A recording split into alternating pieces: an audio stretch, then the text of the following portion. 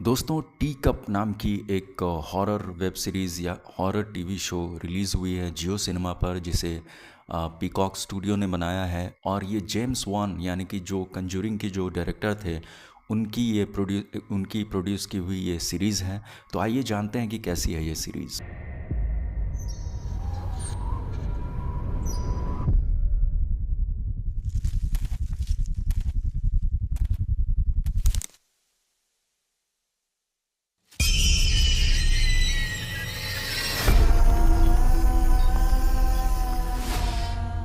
Harlan, Oh my God. what happened?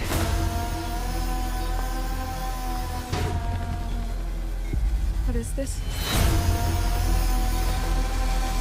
He says we're trapped. Who says? The man in my head.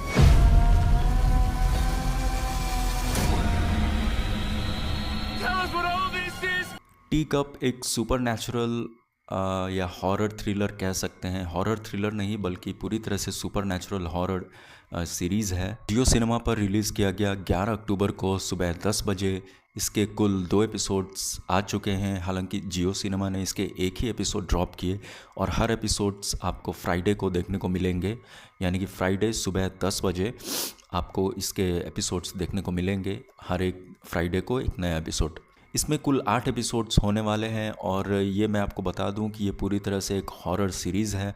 और जो इसमें horror दिखाया गया है वो बहुत ही अलग तरीके का हॉरर है। इसके पहले आपने इस तरह का हॉरर बिल्कुल एक्सपीरियंस नहीं किया होगा किसी सीरीज़ में। can take your teardrops, drop 'em in a teacup. We can't trust each other. We stay alert, watch each other. We're terrified. Terrified is a pretty good place to start.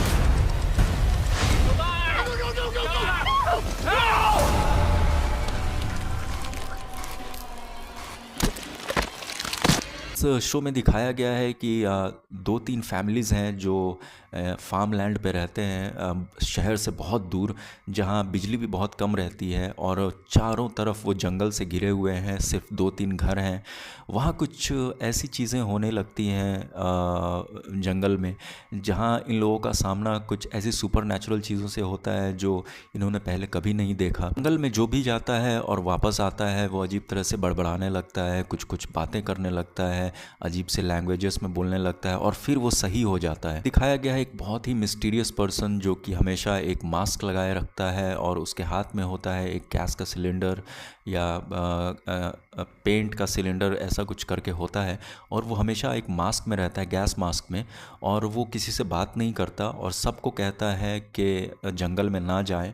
वो भी एक board पर लिखकर सबको बताता है और पूरे घर की तरफ वो एक लाइन खींचता है जिसे कहता है कि इसे पार नहीं करना है, जो भी इसे पार करेगा वो जल के मर जाएगा। इस दौरान हमें दिखाई देता है कि जंगल से आता हुआ एक भेड़िया एक इंसान पर हमला करता है और वो लाइन को क्रॉस कर लेता है और वो भेड़िया पूरी तरह से जल के फट के वहीं मर जाता है।